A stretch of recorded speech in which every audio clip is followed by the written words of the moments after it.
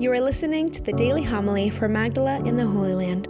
When the Pharisees with some scribes who had come from Jerusalem gathered around Jesus, they observed that some of his disciples ate their meals with unclean, that is, unwashed hands. For the Pharisees, and in fact all Jews, do not eat without carefully washing their hands, keeping the tradition of the elders.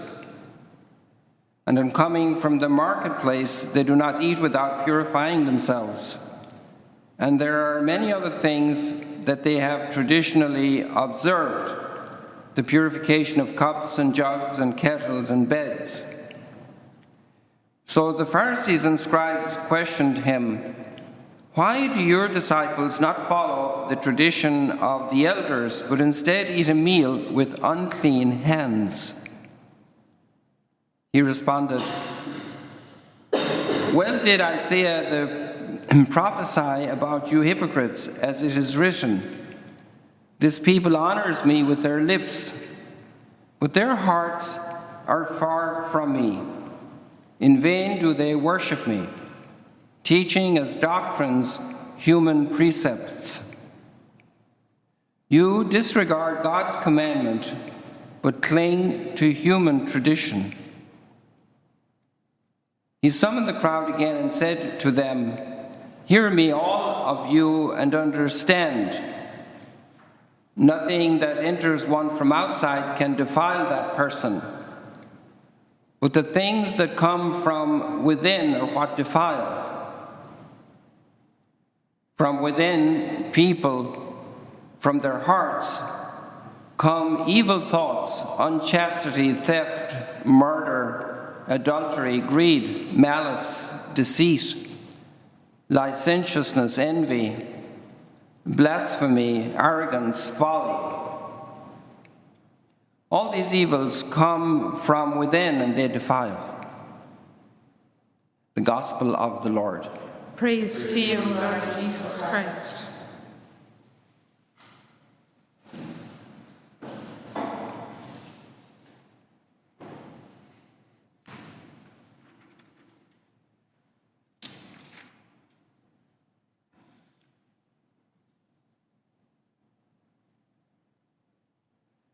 Today we read by a little error at the reading from Jeremiah, our oversight. And "My soul is thirsting for you, O Lord my God," is the psalm. And this reflects our thirst for life.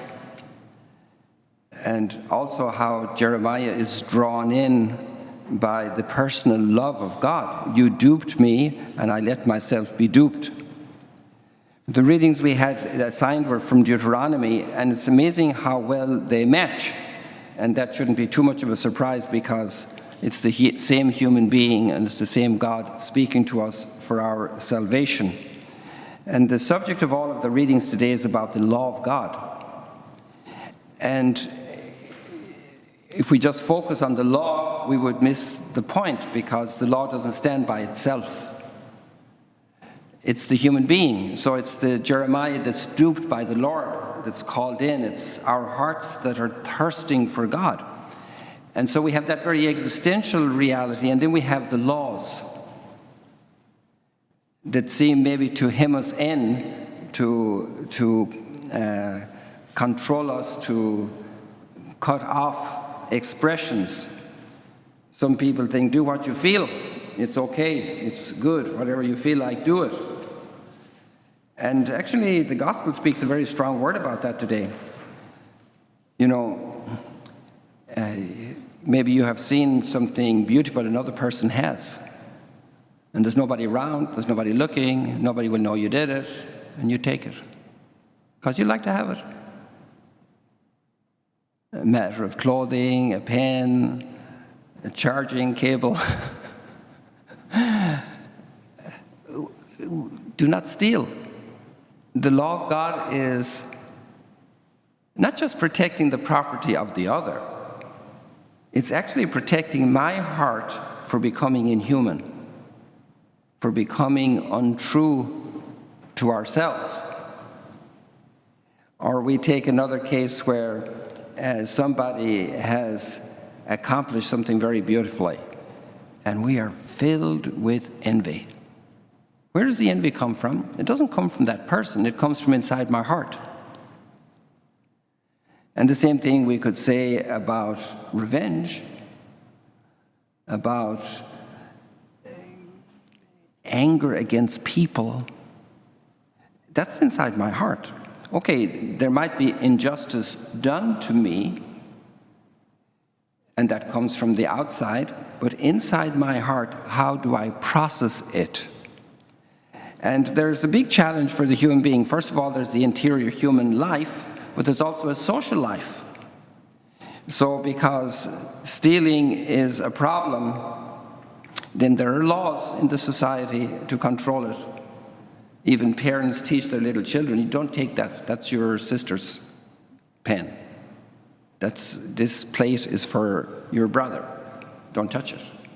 And so there are little laws, little rules parents make, and from the very beginning of life, children start learning that there are things you do and things you don't do, and there are laws and there are punishments. And otherwise there would be disorder in the home, and the lawgivers are the parents. But why do the parents give laws? Just to show that they're the boss? No, they love the child, and they want the child to become a decent human being and to grow up.